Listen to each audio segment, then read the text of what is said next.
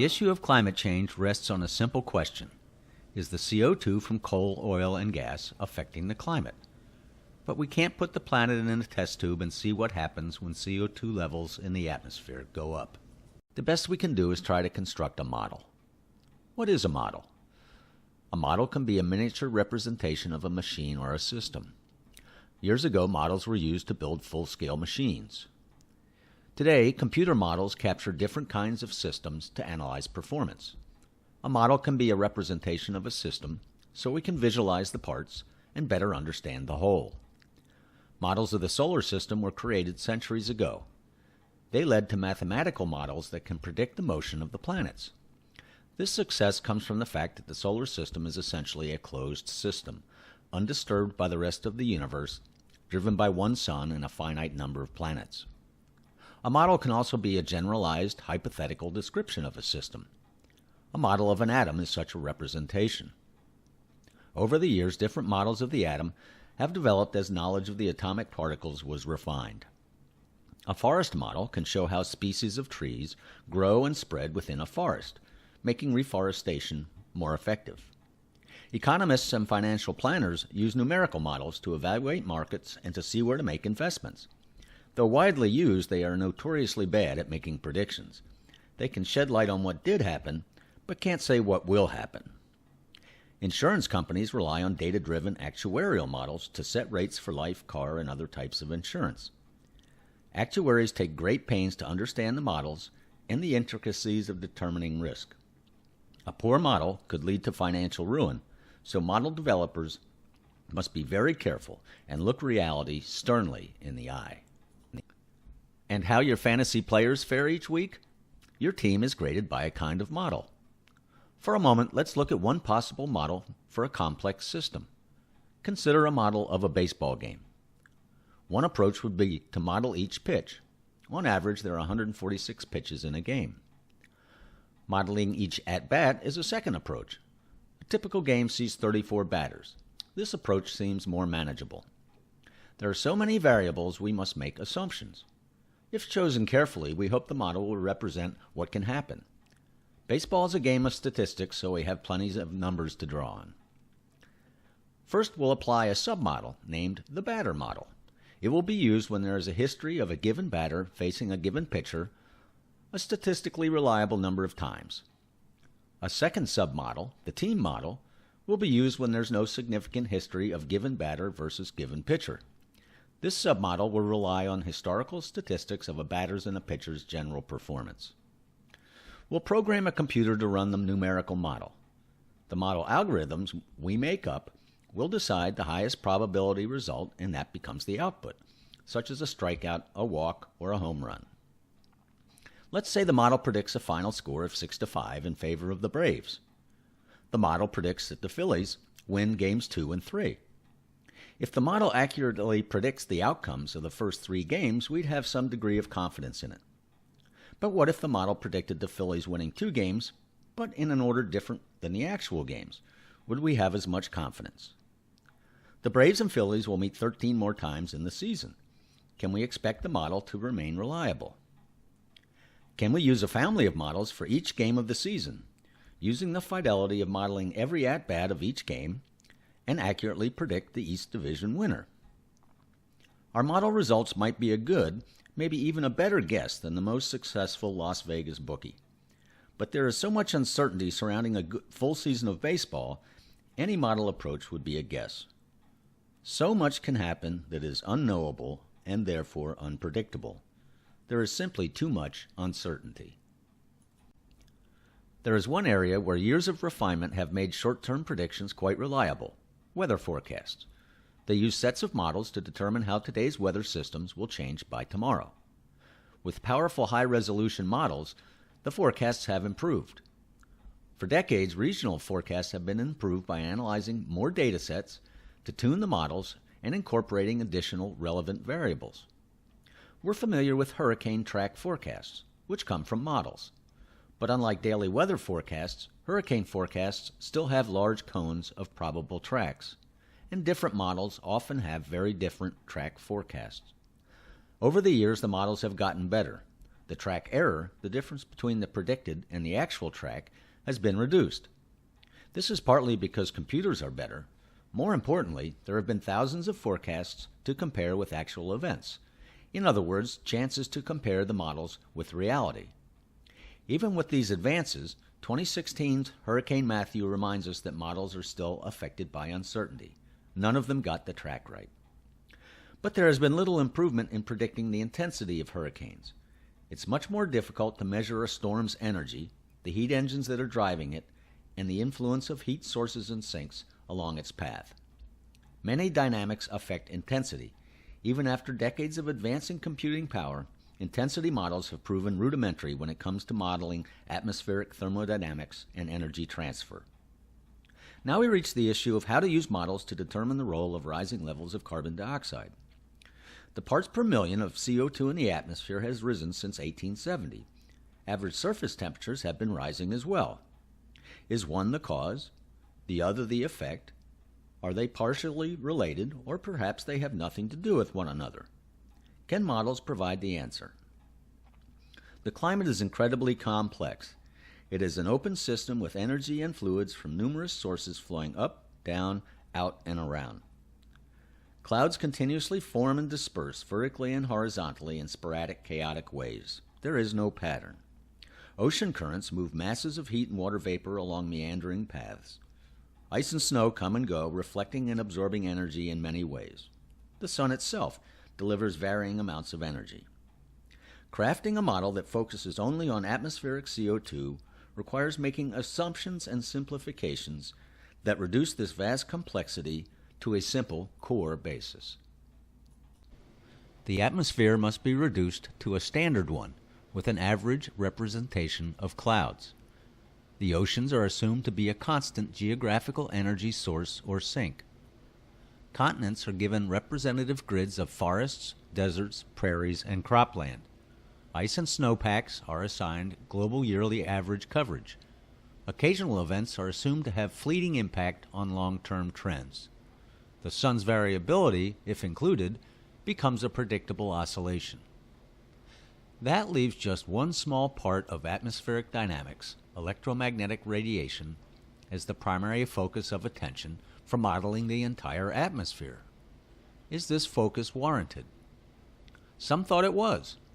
The idea that some gases, including water vapor and carbon dioxide, could absorb what was then known as radiant heat was first proposed by physicist John Tyndall in the 1850s. Later, other scientists theorized that these gases in the atmosphere might be a reason for the Earth's temperate climate. The theory captured the popular imagination when it was termed the greenhouse effect. But it was all pure speculation. The very existence of radiation as we now know it was just beginning to be comprehended in the years around 1900. For the next several decades, new theories were tested by experiments, eventually providing enough understandings of atoms and radiation to lead to the first atomic bomb about 40 years later.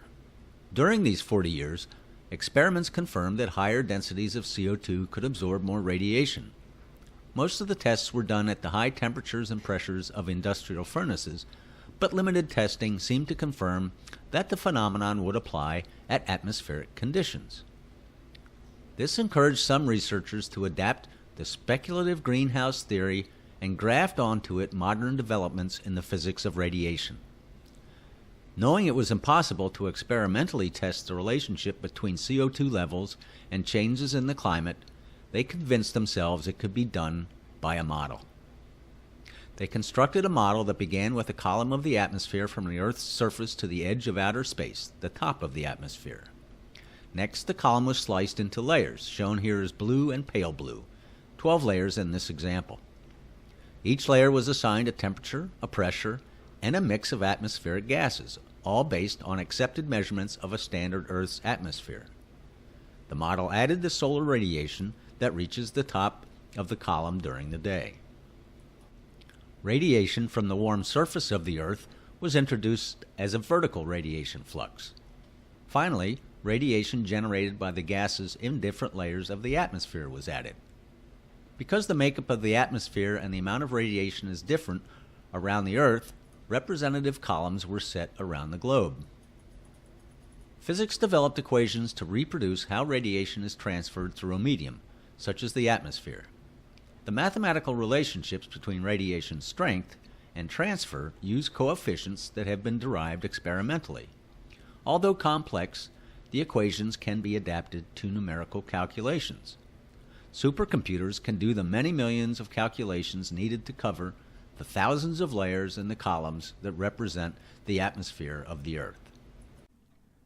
In a first run, the model generates a baseline radiation signature in each column. In a second run, the level of CO2 is increased by some amount, most often twice the first. Afterward, the radiation profiles are compared and the difference is identified. A coined definition, forcing, is the change in the radiation flux resulting from more CO2. Because radiation is energy moving at a certain rate, the difference is expressed as power, measured in watts, per area, measured in square meters. Early models computed a change of 1.2 watts per square meter resulting from the rise in CO2 levels. The changes from other radiation-absorbing gases are also shown here as a set of curves above that of CO2. A key assumption in the modeling construct is that the atmosphere is in a state of equilibrium, meaning despite all the dynamic processes and interactions swirling around the globe, over time, things reach a balance. The equilibrium assumption carries over to a further assumption, that incoming solar radiation must equal outgoing Earth-generated radiation. Together, these assumptions are presented as an explanation for why absorbing gases in the atmosphere achieve a greenhouse effect. The first report of the Intergovernmental Panel on Climate Change stresses these assumptions. It starts its description of the modeling effort by writing, if. With an eye on increased levels of CO2 from using fossil fuels, the report describes how, quote, any factor that is able to perturb this balance, unquote, is a forcing agent. With the assumptions in place, the conclusion is that a radiation imbalance causes warming. All that remained was to connect the change in radiation energy in watts per square meter to a change in average temperature. If it's posited that the CO2 is the cause and the temperature is the effect, then the trends since 1870 provide the answer. Let's wedge the forcing graph, the model results, into this picture. It makes the connection. And voila, the rise in CO2 caused an increase of 1.2 watts, and this resulted in an average surface temperature increase. The model, based on known properties of CO2, seems to make it inarguable. The physics proves it. All that remained was to plug the historical record into the construct to peg the watts to a surface temperature increase. The period of 1870 to 1990 showed that 60 ppm was correlated with half a degree rise in temperature. Data collection was better starting in 1910. From then until 1990, showed a 55 ppm increase correlated with a temperature rise of the same half degree, or 0.09 degrees per 10 ppm. A history that takes into account real-time measurements of the level of CO2 from an observatory in Hawaii suggested that a 40 ppm increase equated to a temperature rise of 0.2 degrees, and a snapshot of 20 years equated 20 ppm with a 0.2 degree temperature rise. It seems it's hard to tune the model construct. The first IPCC report considered these trends and concluded that the increase in CO2 caused a temperature increase of 0.2 to 0.5 degrees per each 10 ppm rise of CO2. The modeling pointed toward a range of results, not a discrete value. Interestingly, also, the published range was much higher than the historical average. The IPCC declared, based on its modeling, that a temperature increase of 0.2 to 0.5 per decade would result from each additional 10 ppm of carbon dioxide. Let's revisit the baseball game model. It also keyed on one aspect of the game, each at-bat. Then it extrapolated that to an entire game. In modeling baseball, this was the starting point. Call it Model 1. Beyond this Model 1, sports scientists sought to inject more reality. Games take twists when they go into extra innings. A group developed a model of the extra inning phenomenon. Then there was the impact of injuries, and another group began to quantify its role. Some detected a difference between day and night games and crafted a model to get at the impact. In and out of season, teams made trades. Another group decided to explore the effect of trades and made another model. Different stadiums had a subtle effect. A team's performance changed when they played at home or away. Another group examined the impact of different farm team organizations. More models were added. The baseball scientists, the bookies, seeking an edge, decided to connect the model elements, to couple the models. It made the Model 1 better, they hoped. The overall model was improved, but it still rested on the ability of the base model, Model 1. Coupled baseball models introduce us to coupled climate models. Like Model 1 for baseball, climate modeling's Model 1 is the radiative forcing model, the model that connects atmospheric radiation changes due to more CO2 to surface temperature. It was coupled with new models for other players in the climate. Additional models included the impacts of the land's surface and the effects of the oceans and sea ice. Other models addressed aerosols, vegetation, the carbon cycle, and the chemistry of the atmosphere. The climate models were expanded, but they still relied on the base model. After 21 years and 5 detailed reports, and even with the addition of coupled models, we see that the results are unchanged. A 10 ppm increase causes the same range of temperature increases, 0.2 to 0.5 degrees. And again, the modeled increase is well above the historical trend. The climate is an open system of only two things, matter and energy. It doesn't create the temperature. The temperature anywhere in it is an expression of the instantaneous state of the two. The flow of heat, energy, and fluids in the oceans, across lands, or in the air are all players in the climate. They act chaotically and unpredictably with incomprehensible complexity. Still, modeling the world had to begin somewhere. The construct for climate modeling first centered on one portion of the total matter and energy, one slice of the entire system, atmospheric physics and dynamics, the light blue at the top of this graphic. But even just the atmosphere proved too complex to model in its entirety. Of all the interactions that could be examined, the modelers focused on one singular aspect. It is represented here by the small dark blue box, indicative of its small role in the complex dynamics of atmospheric physics. This one physical interaction, that between radiation and CO2, was to become the foundation of, and a proxy for, all atmospheric dynamics and physics. But at least this one interaction is based on physics. Baseball can also be explained by physics. Physics will tell us with mathematical precision where a ball thrown at a known velocity, hitting a bat swung at a known speed and angle of impact, will go.